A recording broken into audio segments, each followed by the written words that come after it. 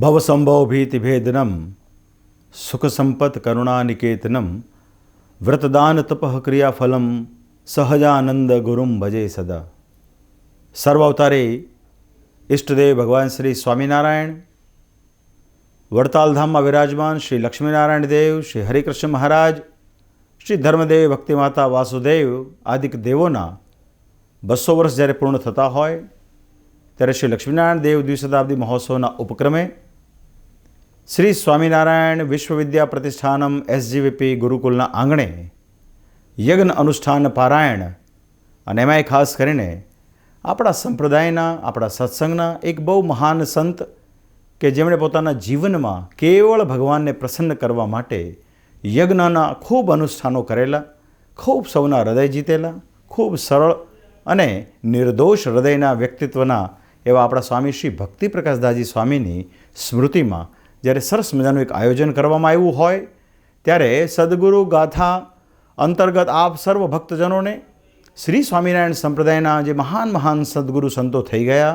તદુપરાંત શ્રી ભક્તિપ્રકાશ સ્વામીજી જેવા સંતો થઈ ગયા મહાન, એમની સ્મૃતિએ સહિત આપ સર્વે ભક્તોને જેઓ શ્રી સદગુરુ ગાથા દ્વારા કથાનું આયોજન સંભળાવનાર છે એવા વિદ્વાન શાસ્ત્રી સ્વામી શ્રી માધવપ્રિયદાસજી સ્વામી, ખાસ ઉપસ્થિત ગુરુકુળ પરિવારના સદગુરુ પુરાણી સ્વામી શ્રી બાલકૃષ્ણદાસજી સ્વામી, સ્વામી શ્રી હરિસ્વરૂપદાસજી સ્વામી કે જેમણે પોતાના જીવનમાં અખંડ કથા વાર્તા દ્વારા ખૂબ બધા ભક્તોનું પોષણ કર્યું છે, અને સાથોસાથ બહુ મોટી સંખ્યામાં શ્રી સ્વામિનારાયણ ગુરુકુળ પરિવારના ઉપસ્થિત તમામ આદરણીય વિદ્વાન બ્રહ્મનિષ્ઠ સૌ સંતો આ પ્રસંગે આપણા વડતાલ શ્રી લક્ષ્મીનારાયણ દેવ દેશ હોય, જૂનાગઢ શ્રી રાધારમણ દેવનો પ્રદેશ હોય, ગઢપુરપતિ શ્રી ગોપીનાથજી મહારાજનો પ્રદેશ હોય કે પછી શ્રી નરનારાયણ દેવનો પ્રદેશ હોય, કહેતા સારાય સંપ્રદાયમાંથી આજે જ્યારે વરિષ્ઠ વિદ્વાન સંતોની ઉપસ્થિતિ છે.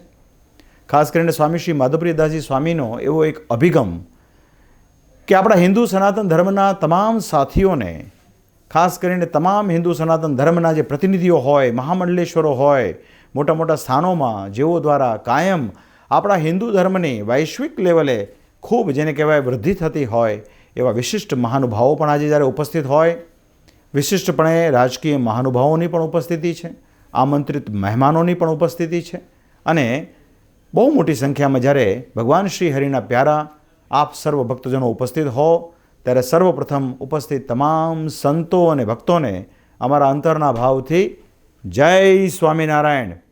પત્રિકાની અંદર સારા એ કાર્યક્રમની રૂપરેખા જોઈ એક વાત ઉડીને આંખે વળગી કે ભગવાન શ્રી સ્વામિનારાયણે અહિંસામય યજ્ઞનો ખૂબ પ્રિય, અને સ્વામી શ્રી ભક્તિપ્રકાશદાસજી સ્વામીએ પણ પોતાના જીવનકાળ દરમિયાન આપણા સંપ્રદાયના ઉજવાતા ઉત્સવોની અંદર યજ્ઞોની ખૂબ મોટી વિશિષ્ટ સેવા કરી છે.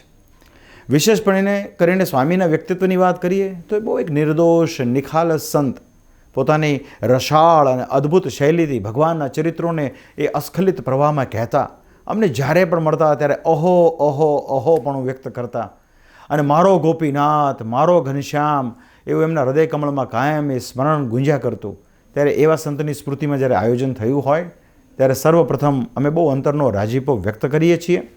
સ્વામી શ્રી માધવપ્રિયદાસજી સ્વામી છેલ્લા ઘણા બધા વર્ષોથી સંપ્રદાય હોય, આપણા હિન્દુ સનાતન ધર્મના જે પણ વિશિષ્ટ સ્થાનો હોય, અખંડ વિચરણ કરી અને પોતાની વરિષ્ઠ બુદ્ધિ પ્રમાણે શાસ્ત્ર સંમત જેને કહેવાય આપણા હિન્દુ સનાતન ધર્મના પોષકરૂપ વાતો એ પોતે કરતા હોય છે. એના કારણે ખૂબ મોટી સંખ્યામાં ભક્તજનો ખૂબ આકર્ષિત થતા હોય છે. સ્વામીજીની એક વિશિષ્ટ વાત એવી છે કે પોતે બહુ સોફ્ટલી વાત કરતા હોય છે. સંપ્રદાયનો જે મત છે ને બહુ સારી રીતે રજૂ કરતા હોય છે. જ્યારે કોઈ દ્રઢતાની વાત કરવાની હોય ત્યારે ડંકાની ચોટ પર કહેતા હોય છે. એવા સ્વામીશ્રીના મુખેથી આપ સૌ જ્યારે સરસ મજાની સદગુરુ ગાથાનું શ્રવણ કરી રહ્યા છો ત્યારે સ્વામીજીને અમારા ખૂબ ખૂબ રૂડા ધન્યવાદ છે. ભગવાનના ચરણમાં પ્રાર્થના કરું છું, વિદ્વાન સંતો હોય છે ને સત્સંગનું આભૂષણ હોય છે. કોઈ પણ સંપ્રદાયનો જે મૂળ મત એ વિદ્વાન સંતો દ્વારા જ પ્રસ્થાપિત થતો હોય છે, અને વિદ્વાન સંત એને કહેવાય કે જે લાગ અને ભાગ, બાદ અને નિર્બાધ સમજીને વાત કરતા હોય છે. શ્રીજી મહારાજે તો ત્યાં સુધી કીધું છે કે અમારા આશ્રિતોએ એવું કટુ સત્ય વચન પણ ન બોલવું કે જેના કારણે બીજાનો દ્રોહ થતો હોય. તે વાત શાસ્ત્રી સ્વામી શ્રી માધવપ્રિયદાસજી સ્વામીમાં અદ્દલ લાગુ પડે છે. અમને શાસ્ત્રીજી માટે ખૂબ સ્નેહ છે, ભાવ છે, માટે આ વાત કરીએ છીએ. બાકી તો શાસ્ત્રીજીને આ બધી વસ્તુઓ વિશેષપણે કોઈ કહે એ બહુ ગમે નહીં, તો ખૂબ ખૂબ એમને અમારા ધન્યવાદ છે. સાથોસાથ પુરાણી સ્વામી બાલકૃષ્ણદાસજી સ્વામીશ્રીએ વડતાલ સંસ્થાન વિશે જે કાંઈ પણ કામગીરી ભજવી છે, જે કાંઈ પણ એમણે પોતાનો બહુમૂલ્ય સમય ફાળવ્યો છે, સર્વ પ્રકારે વડતાલ સંસ્થાની ગાદીને મજબૂત કરવા માટેના પ્રયાસો કર્યા છે, એ માટે અમે તો એક વખત સ્વામીજીને સરદારનું બિરુદ આપેલું. પણ જે આસપાસના ભક્તો છે, સંતો છે, કાયમ સ્વામી માટે એવો ભાવ સેવતા હોય છે કે પુરાણી સ્વામી બાલકૃષ્ણદાસજી સ્વામીમાં મા જેવું વાત્સલ્ય છે. માટે ઘણા એમને એમ કહેતા હોય કે સ્વામીનો સ્વભાવ છે ને મા જેવો છે, બધાને સાચવતા હોય છે. તો પુરાણી સ્વામી બાલકૃષ્ણદાસજી સ્વામીને પણ અમારા ખૂબ રૂડા ધન્યવાદ છે. સાથોસાથ હરિસ્વરૂપ સ્વામી બહુ બેબાકપણે સ્પષ્ટ પોતાનો મત એ પોતે રજૂ કરતા, તો સ્વામીશ્રી પણ ઉપસ્થિત છે, તો એમને પણ અમારા ખૂબ ખૂબ રૂડા ધન્યવાદ છે. વિશેષ આજે જ્યારે બહુ મોટી સંખ્યામાં વિશિષ્ટ મહાનુભાવો, મોટા મોટા સ્થાનોથી પધારેલા તમામ સદગુરુ સંતો, ખાસ કરીને મોટા મોટા મંડલેશ્વરો, મેં પત્રિકામાં બધાની નામાવલી જોઈ છે, તો આપ સર્વ અહીંયા જ્યારે ઉપસ્થિત રહ્યા હો ત્યારે આપ સૌને પણ અમારા ખૂબ રૂડા ધન્યવાદ છે. અને અમને શ્રદ્ધા છે કે આપના વક્તવ્યના માધ્યમથી ભક્તજનોને ખૂબ આનંદ આવ્યો હશે. તો સારો જે સ્મૃતિ મહોત્સવનો કાર્યક્રમ છે એ સારામાં સારી રીતે ઉજવાય એવી અમારી વડતાલ વિહારી શ્રી હરિકૃષ્ણ મહારાજના ચરણકમળમાં પ્રાર્થના છે. આ પ્રસંગે 108 કુંડી મહાવિષ્ણુ યાગનું આયોજન કરવામાં આવ્યું છે. પૂર્વે કહ્યું તે પ્રમાણે શ્રી ભક્તિપ્રકાશ સ્વામીજીએ આજથી ઘણા વર્ષો પૂર્વે SGVPમાં જ્યારે જોગી સ્વામીજીની સ્મૃતિના અંતે એક કાર્યક્રમ હતો ત્યારે એમાં 1008 કરતાં પણ વધારે કુંડી યજ્ઞનું આયોજન કરી સંપ્રદાયની અંદર એક બહુ વિશિષ્ટ સેવા પૂરી પાડી હતી. તે પ્રમાણે યજ્ઞશાળાને વિશે ઘનશ્યામ મહારાજની જે પંચધાતુની પ્રતિમા છે એના વિશે પણ સહસ્ત્ર કળશો દ્વારા, સહસ્ત્ર અભિષેકો દ્વારા એનો અભિષેક થશે. ખાસ કરીને હિન્દુ આપણા સ્થાનોના વિવિધ નદીઓ, પવિત્ર તીર્થ સ્થાનો, ત્યાંથી જળ લાવવામાં આવ્યું છે. બહુ મોટી કળશ યાત્રા કાઢવામાં આવી છે અને કળશ યાત્રાના અંતે સરસ મજાનો અભિષેકનો કાર્યક્રમ પણ છે. તો અમે બહુ શુભકામના પાઠવીએ છીએ. આના અંતર્ગત મહિલા મંચ હોય, રાસોત્સવ હોય, શૈક્ષણિક કાર્યક્રમો હોય, સ્નેહ મિલનના કાર્યક્રમો હોય, સંહિતા પાઠ હોય, આ બધા જ કાર્યક્રમોમાં મારી ખૂબ ખૂબ શુભકામના છે.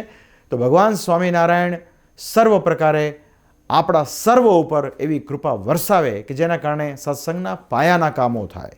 શ્રીજી મહારાજે સનાતન ધર્મને દ્રઢ કરવા સારું આ સંપ્રદાયની સ્થાપના કરી છે, જેમાં પંચાયતન દેવને મુખ્યપણે માનવાની વાત શ્રીજી મહારાજે કરી છે. શ્રીજી મહારાજે વિષ્ણુ, શિવ, ગણપતિ, પાર્વતી, સૂર્ય આદિકને શ્રદ્ધાપૂર્વક માનવાની વાત કરી છે.